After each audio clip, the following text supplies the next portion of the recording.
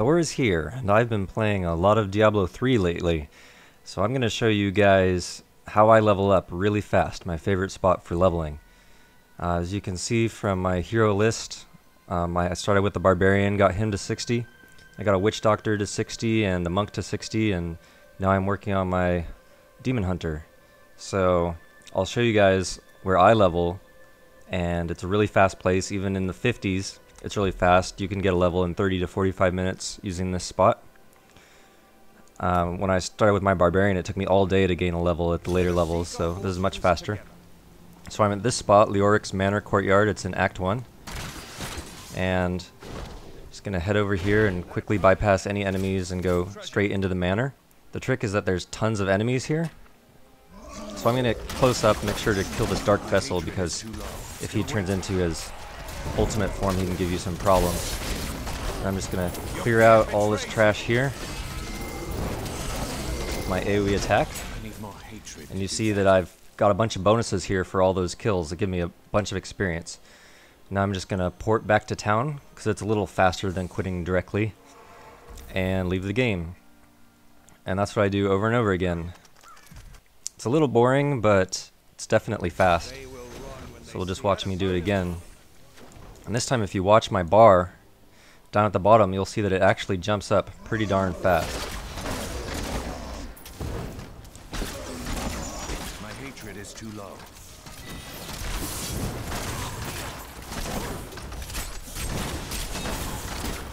Do you want more? So from all that, you can see I got maybe a quarter of a bar here, which is pretty fast, especially when you're doing these runs over and over and over again.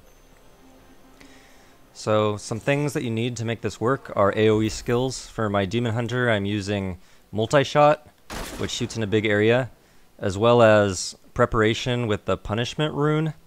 It costs discipline to cast and restores all hatred, so basically you can shoot your multi-shot and then use preparation and get all your hatred back. Multi-shot, I'm using suppression fire, so I gain discipline for each enemy hit, so when I hit all those guys it restores my discipline, and then my discipline restores my hatred over and over, so it's really effective. I'm using caltrops with bait the trap, so I increase my critical hit chance while I'm standing in it. It just gives me some extra damage. Vault helps me to quickly pass that starting area, so I can run in there a bunch of times. Hungering Arrow just to clean up some stuff, and Rain of Vengeance is just for fun. You don't need that. One thing that's really important when you're doing this is plus XP gear. So you'll notice all my gear has plus experience. Like this crossbow has plus 22 experience. These boots are 24 experience. These pants are 22 experience. So basically every piece of gear, as I level up, I keep it completely maxed out on its experience. And that way I can just run this over and over and get tons of experience.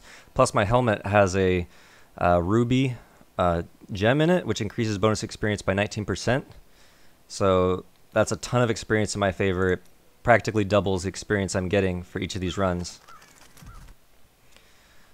And this works for any difficulty on any class. They just need an AoE. So I had different builds that I used for my Monk and for my Witch Doctor to help me clear this just as fast. Not enough hatred. Sweet revenge.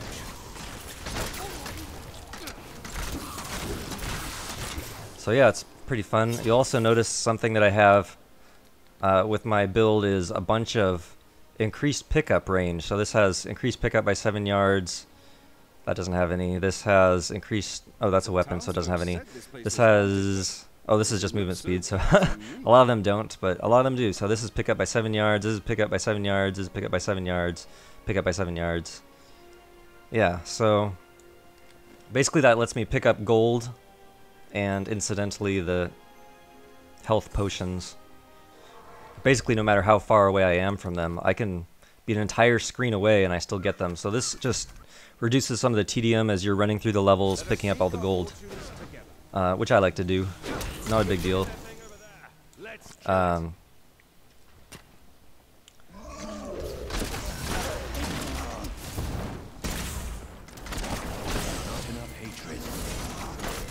So it's pretty easy. Sometimes you'll face yellow monsters in here, the elite monsters that can give you a hard time. So When those guys show up, Need more hatred. I'll usually just leave, and sometimes they'll just kill me, and that's okay. The repair costs are pretty high with the most recent patch that made the repair costs kind of ridiculous, but that's alright. I'm trying to get the achievement where you level up all the different classes to 60, so that's why I'm doing all these different classes. Plus it's a lot more fun than Inferno. Inferno is just kind of stupid, because all the monsters have tons of health. Take forever to kill and they'll one-shot you. It's kind of nice when you get packs like that, when they like start out at the entrance like that, because it can extend your bonus experience that you get from the massacre.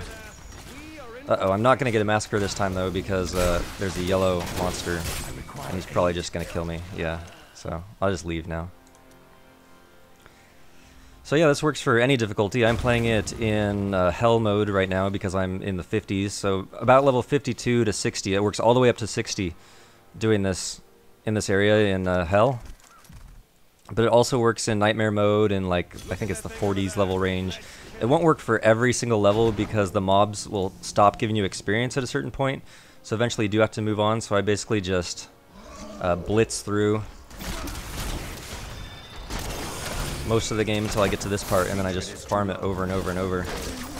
Just level up really fast. So yeah, that's just want to share that with you guys. I hope you enjoyed it, and it helps you level up to 60 faster. So see you next time. So one more point I forgot to mention is that this gear that I got, you know, that gives me ridiculous experience and pickup radius or whatever, it's super cheap on the auction house, as well as this red gem which increases experience by 19%. Super cheap. So don't think like I got some godly build that I paid tons of money for. No, these are really cheap items that you can get for a budget on the auction house. So I actually keep these items in my stash, and I'll show you. I have like a whole bunch of rings and amulets of all the various different plus experiences. And I just, for all my characters, I just use the same gear while I'm leveling them up. Here's just some random weapons. But yeah, so that's how I do it, is I just keep a full stash full of plus experience gear that was pretty cheap to get. It's kind of annoying to set up in the first place because you have to search the auction house for a lot of specific things. But once it's set up, it's just really easy to swap in new plus experience gear whenever you reach the next level. So, I mean, you don't have to be all that hardcore about it. You could just have like a set for 10 plus, a set for 20 plus, 30 plus, or whatever, because it doesn't give you that much of a bonus, but, you know, I like to do it, so yeah, have fun. Here's one more bonus tip for you. You may notice that I've had the Scoundrel following me around, and it's not just because I love hearing him talk about Kingsport so much. He actually does something useful for me. You see his gear I have, it's got plus 22 experience. This has got plus experience. All his gear has plus experience, so that actually helps me gain more experience. Your follower actually doesn't take any experience away from you. He can actually let you gain even more experience based on the items he has. Of course, it's not the full amount, so you'll notice here my bonus experience per kill is 320. And let's say I take away this token, which gives me plus 22 experience. My bonus experience goes down to 315.6, so that's only 4 or 5 experience that this 22 experience item is giving me. So it's not fully effective, but it is a little bit, and every little bit helps. So I like to keep my Scoundrel geared up and have him follow me around for a little bit of extra damage.